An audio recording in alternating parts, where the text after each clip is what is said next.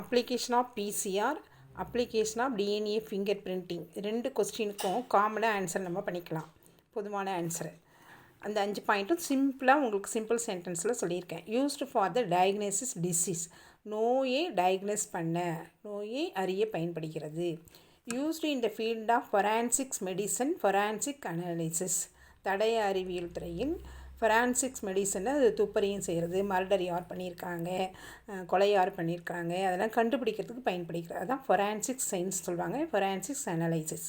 It is used for the determining the origin of human population, அதாவது evolution, மனிதன் எப்படி தோன்றினான், அந்த ஒரு உயிர் எப்படி தோன்றுச்சு அப்படின்னு அதை கண்டுபிடிக்கிறதுக்கு, டிட்டர்மைன் பண்ணுறதுக்கு பயன்படுகிறது. ஐடென்டிஃபிகேஷன் ஆஃப் கிரிமினல், குற்றவாளி யாருன்னு கண்டுபிடிக்கிறதுக்கு பயன்படுகிறது. Application of specific DNA segment, ஒரு சின்ன செக்மெண்ட்டை பெருசாக்கி அது என்ன அப்படின்னு அனலைஸ் பண்ணுறதுக்கு பயன்படுகிறது. இந்த 2 கொஸ்டினுக்கும் காமனாக இந்த 5 மார்க்லேயும் 3 மார்க்லேயும் இதை நம்ம அட்டன் பண்ணலாம். படிச்சுக்கோங்க.